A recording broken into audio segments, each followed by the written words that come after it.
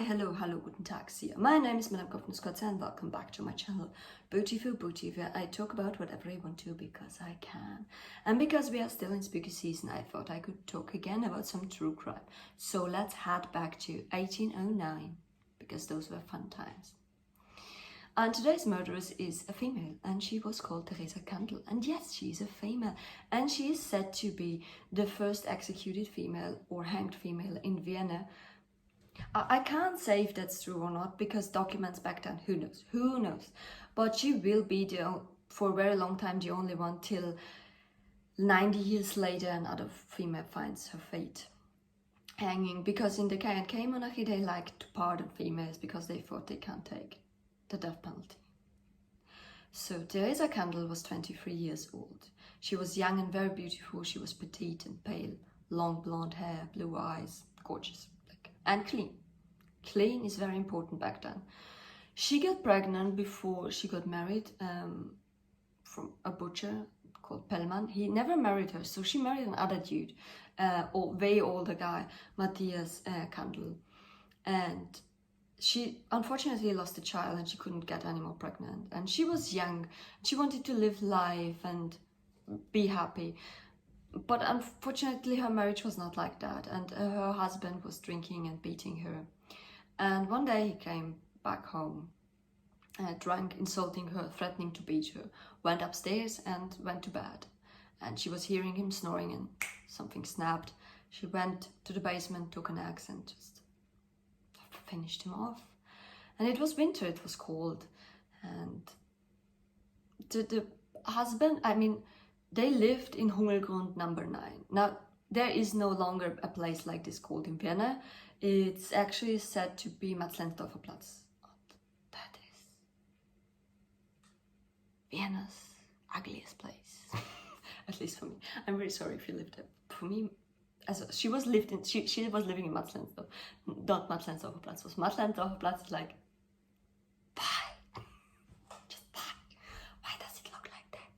but yeah, who cares? But he was found somewhere completely different. He was found in the Pierrestengasse in the 8th district. Now this is kind of a walk.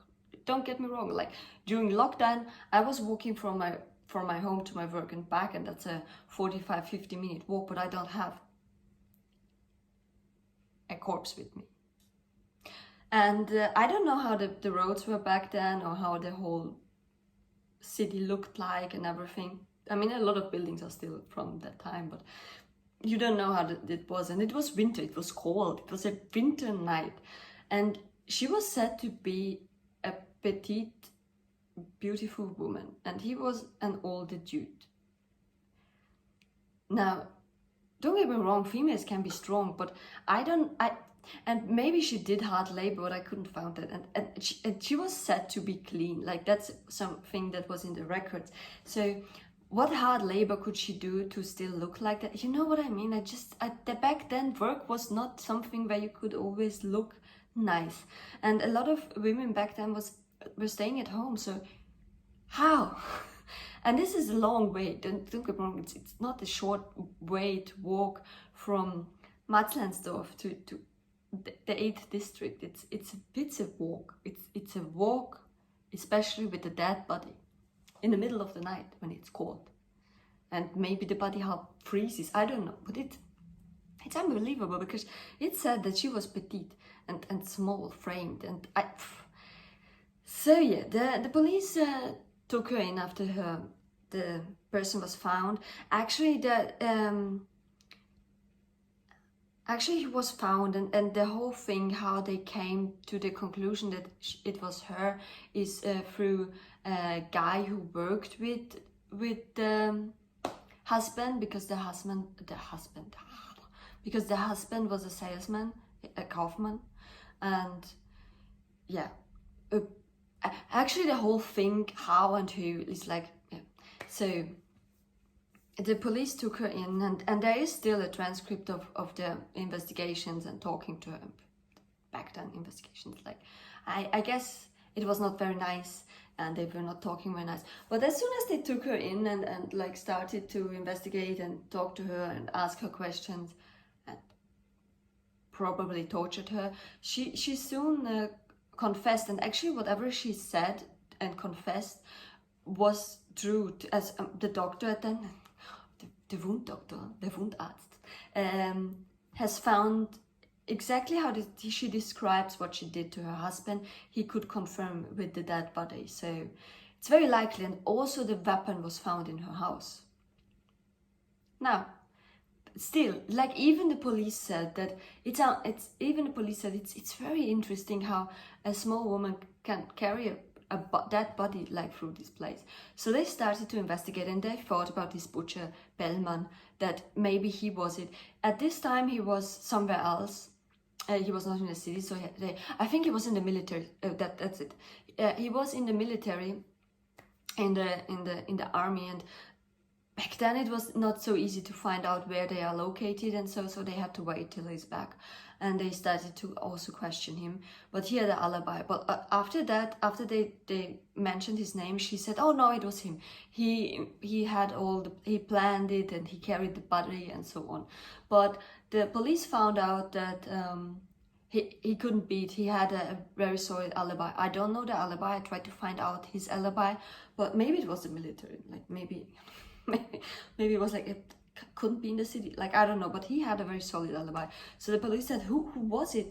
And they tried to find out who helped her. And this is a question that never got solved. Maybe she was it alone, because at that night she was walking through Vienna with a basket on her shoulders. She was walking around with her basket on her shoulders. I'm watching my fish, I'm really sorry. It was a butte. I can't find... A butte is kind of a basket. It's a really tall basket that you can put on your back and carry it like that. I couldn't find any English translation for it, but it's called a butte, and she was carrying a really big butte in this dark, cold night. And she was going, and the policeman saw her, and he felt sorry for this lady, and he even helped her carrying this basket. And yeah, so in this basket was her husband, dead. And that's how she carried him through the city. But she never really had a plan what to do with the body. Like, it's kind of obvious, because she started to... Oh, I have ghosts. No, I don't have... there are no ghosts, I'm sorry. No ghosts. There are no ghosts. Really, it just opens it because it's broken. And it's old. So, back to the story. So she carried her dead husband. So she killed him with an axe, smashed him in this basket. I mean, back then the people were smaller, you know. I mean, still, I think Europeans are smaller than I think Americans. But back then, everybody was quite small. Everybody was my size. I was the normal size. And so she's just smashed him in this basket and carried him through Vienna. And the policeman even helped her. But she never really had a clue what to do with this. Like, she killed him, then she panicked, and she thought, I need to get rid of this body. And she took him and carried him, and then she couldn't walk anymore, and she was exhausted, and she's just throw him there. Like, I was thinking, why didn't she throw him in, I don't know, a river somewhere? I mean, there is a river near there. I think it has, maybe it was not there back then, I don't know, but why? Or why didn't she bring him to the woods? I don't know why. Bring him in because, you know, Matzleinsdorf is quite outside, and Piersten is more inside of the city. So I guess even back then there was more hustling and bustling in the city center. Why would you? I don't know. Like, I can't. Like, I can't with that girl. That girl. I don't know. But yeah, so nobody knows. Maybe she did it on her own. Maybe she had help. They could not find out what was. And so, and the 3rd of March, she got her punishment. But she said she's the murderer, she has to be hanged. But before she got hanged, on the 13th of March of 1809, she had to stand on the pillar, because, you know, that was kind of the thing back then. Stand on the pillar so people can shout and spit on you. And yeah, and a lot of people came. And then later she got hanged, and this was a big event. They had to bring in a lot of police forces, because so many people came to first see this female killer because it was a sensation. It was a sensation in the city. Never before was there a female that got hanged, and it's said to be, she's so beautiful, and she like, and so yeah, and so a lot of people came. They brought beer and sausages, and it was a big blast, and she was hanged, and she was hanged, I think, at night, and they had to leave her dead body up because that's kind of a rule, and then ditch her somewhere because she has no honor. And the party went on, and it was a big event, so that's it. Oh, and yeah, I think that's it. And I think you can still see her weapon, her murderous weapon. I think you can see it in the museum. Of the axe, and yeah, so she got hanged, and till this day it's unclear if she did it on her own. I mean, it can be possible. If you carry things on your back, you don't have to be that strong. You can actually carry stuff on your back, heavy stuff, so it can be possible. But imagining to like put this body in the basket, this, you know, if you have it on your back and then ditching it or leaving it, that's kind of easy.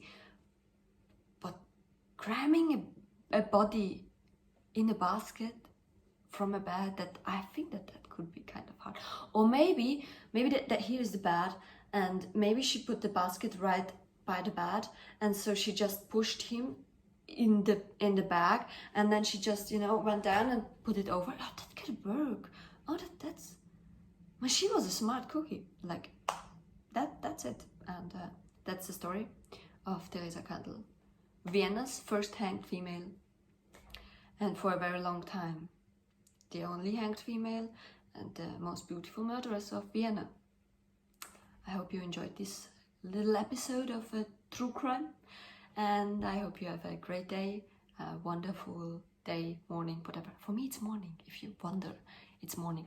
But my voice got a bit better because I started this video once or twice, but I didn't even came over my hi, hello, my name is, because my cats today were not having it. Like, they were running, fighting, crawling over me, so I had to redo this. It was only 1-2 sentences, and then in the morning I always have a really deep voice and I talk like this all the time, and then when I talk more and the day goes on, my voice gets a bit different. So that's my story. I guess nobody wanted to know that. That's really, and I'm halfway dressed. I'm still in my pajama pants, but this is my normal talk, like this. This is how I go out because I'm a classy lady. So have a nice day. Have a great day, or whatever. Bye. Oh yeah, I lost some nails. That's fun for me.